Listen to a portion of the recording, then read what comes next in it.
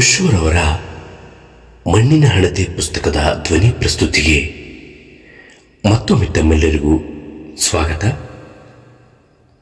ಪರಮಾತ್ಮನೆಂದರೆ ಪ್ರೇಮವಲ್ಲವೇನು?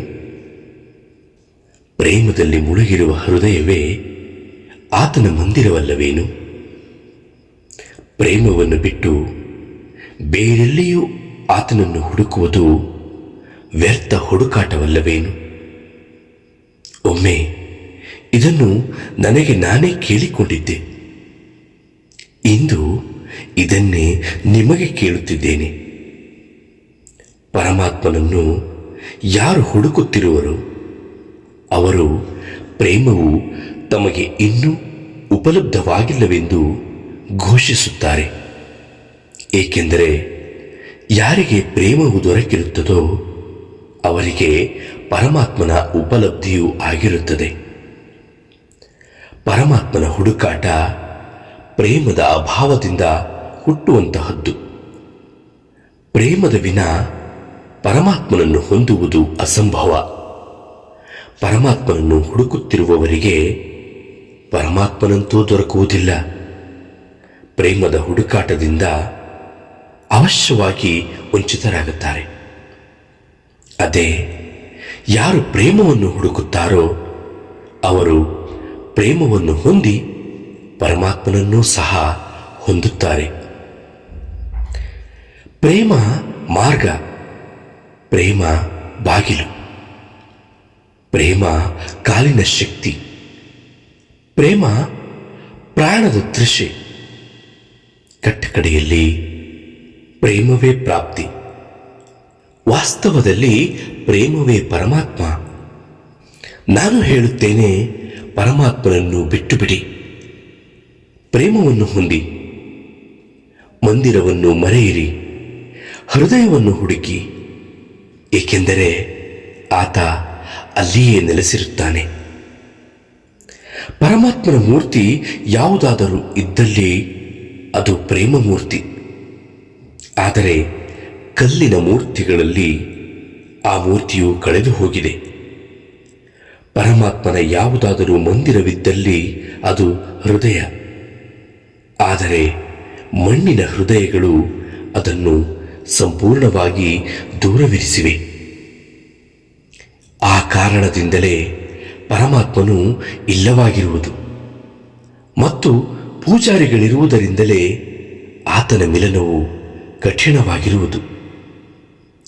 ಆತನ ಸ್ತುತಿಗಳ ಮತ್ತು ಪ್ರಾರ್ಥನೆಗಳ ಆರ್ತನಾದದಲ್ಲಿ ಆತನ ದನಿಯನ್ನು ಕೇಳಿಸಿಕೊಳ್ಳುವುದೇ ಅಸಂಭವವಾಗಿದೆ. ಪ್ರೇಮವೇನಾದರೂ ಬಂದಲ್ಲಿ ಅದರೊಟ್ಟಿಗೆ ಪರಮಾತ್ಮನೂ ಸಹ ಮನುಷ್ಯನ ಜೀವನದಲ್ಲಿ ಬಂದೇ ಬರುತ್ತಾನೆ. ಪಂಡಿತನೋರ್ವನು ಫಕೀರನೊಬ್ಬನನ್ನು ಭೇಟಿಯಾಗಲು ಹೋದನು.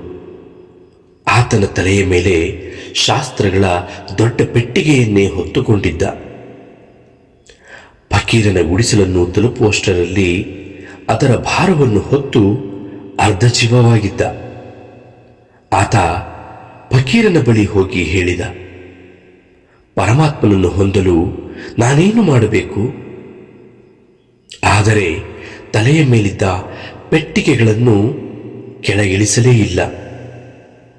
ಫಕೀರನು ಹೇಳಿದ, ಮಿತ್ರ, ಎಲ್ಲಕ್ಕಿಂತ ಮೊದಲು ಆ ಪೆಟ್ಟಿಗೆಗಳನ್ನು ಕೆಳಗಿಳಿಸು. ಪಂಡಿತನಿಗೆ ಅತ್ಯಂತ ಕಷ್ಟವೆಂದೆನಿಸಿತು. ಆದರೂ ಸಾಹಸದಿಂದ ಅದನ್ನು ಕೆಳಗಿಳಿಸಿದ. ಆತ್ಮದ ಭಾರವನ್ನು ಕೆಳಗಿಳಿಸಬೇಕಾದರೆ ನಿಶ್ಚಯವಾಗಿಯೂ ಅದಮ್ಯ ಸಾಹಸದ ಅಗತ್ಯವಿದೆ. ಆದರೆ ತನ್ನ ಒಂದು ಕೈಯನ್ನು ಆ ಪೆಟ್ಟಿಗೆಯ ಮೇಲೆಯೇ ಇಟ್ಟಿದ್ದ. ಫಕೀರನು ಪುನಃ ಹೇಳಿದ, ಮಿತ್ರ, ಆ ಕೈಯನ್ನೂ ದೂರ ತೆಗೆ. ಆತ ದೊಡ್ಡ ಬಲಶಾಲಿ ವ್ಯಕ್ತಿಯೇ ಆಗಿರಬೇಕು. ಏಕೆಂದರೆ ತನ್ನೆಲ್ಲ ಶಕ್ತಿಯನ್ನು ಒಂದುಗೂಡಿಸಿ ತನ್ನ ಕೈಯನ್ನು ಪೆಟ್ಟಿಗೆಯಿಂದ ದೂರ ತೆಗೆದ.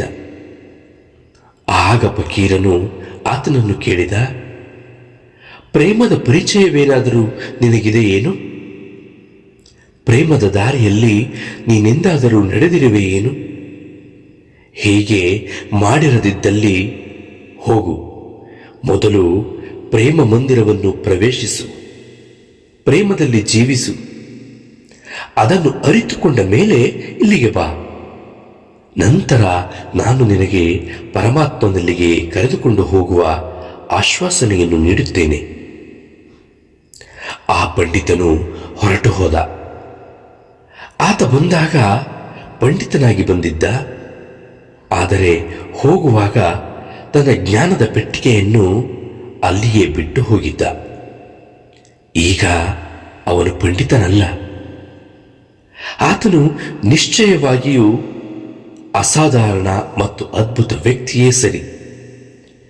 ಏಕೆಂದರೆ ಸಾಮ್ರಾಜ್ಯವನ್ನು ಬಿಡುವುದು ಸುಲಭ, ಆದರೆ ಜ್ಞಾನವನ್ನು ಬಿಡುವುದು ಬಹಳ ಕಷ್ಟ. ಅಹಂಕಾರದ ಅಂತಿಮ ಆಧಾರವೇ ಜ್ಞಾನ.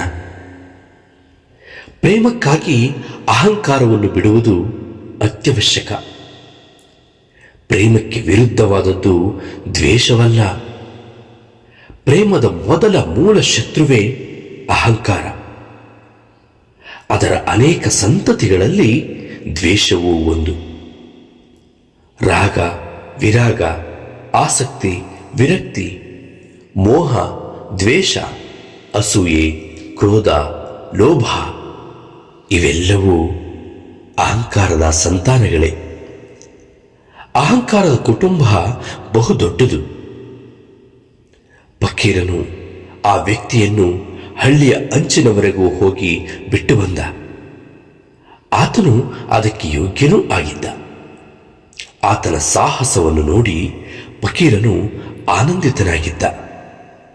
ಎಲ್ಲಿ ಸಾಹಸವಿದೆಯೋ ಅಲ್ಲಿ ಧರ್ಮವು ಜನಿಸುವ ಸಾಧ್ಯತೆ ಇದೆ. ಸಾಹಸದಿಂದ ಸ್ವತಂತ್ರತೆ ಬರುತ್ತದೆ ಮತ್ತು ಸ್ವತಂತ್ರತೆಯಿಂದ ಸತ್ಯದ ಸಾಕ್ಷಾತ್ಕಾರವಾಗುತ್ತದೆ. ವರ್ಷಗಳ ಮೇಲೆ ವರ್ಷಗಳು ಉರುಳಿದವು. ಆ ವ್ಯಕ್ತಿಯು ಹಿಂದಿರುಗಿ ಬರುವುದನ್ನೇ ಕಾಯುತ್ತಾ ಕಾಯುತ್ತಾ ಫಕೀರ ಮುದುಕನಾದ. ಆದರೆ ಆ ವ್ಯಕ್ತಿಯು ಮಾತ್ರ ಹಿಂದಿರುಗಿ ಬರಲೇ ಇಲ್ಲ. ಕೊನೆಗೆ ಫಕೀರನೇ ಆತನನ್ನು ಹುಡುಕಿಕೊಂಡು ಹೊರಟ ಮತ್ತು ಒಂದು ದಿನ ಆತನನ್ನು ಹುಡುಕಿಯೇ ಬಿಟ್ಟ. ಒಂದು ಹಳ್ಳಿಯಲ್ಲಿ ಆತನು ಮೈಮರೆತು ನರ್ತಿಸುತ್ತಿದ್ದ. ಆತನನ್ನು ಗುರುತು ಹಿಡಿಯುವುದು ಕಷ್ಟವಾಗಿತ್ತು. ಆನಂದದಿಂದ ಆತನಿಗೆ ಕಾಯಕಲ್ಪವಾದಂತಿತ್ತು. ಫಕೀರನು ಆತನನ್ನು ನಿಲ್ಲಿಸಿ ಕೇಳಿದ, ಏಕೆ ಬರಲಿಲ್ಲ? ನಿನ್ನನ್ನು ಎದುರು ನೋಡುತ್ತಾ ಸುಸ್ತಾಯಿತು.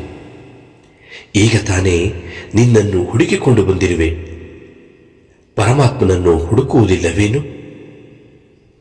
ಆ ವ್ಯಕ್ತಿಯು ಹೇಳಿದ, ಇಲ್ಲ, ಖಂಡಿತವಾಗಿಯೂ ಇಲ್ಲ.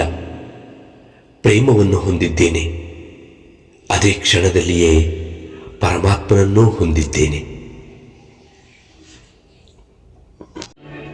ನನ್ನ ಈ ಪ್ರಯತ್ನ ನಿಮಗೆ ಇಷ್ಟವಾದಲ್ಲಿ ಈ ವಿಡಿಯೋವನ್ನು ನಿಮ್ಮ ಗೆಳೆಯರೊಂದಿಗೂ ಹಂಚಿಕೊಳ್ಳಿ. ವಿಡಿಯೋಗೆ ಒಂದು ಲೈಕ್ ಕೊಡಿ. ನನ್ನ ಚಾನಲನ್ನು ಸಬ್ಸ್ಕ್ರೈಬ್ ಮಾಡಿಕೊಳ್ಳಿ.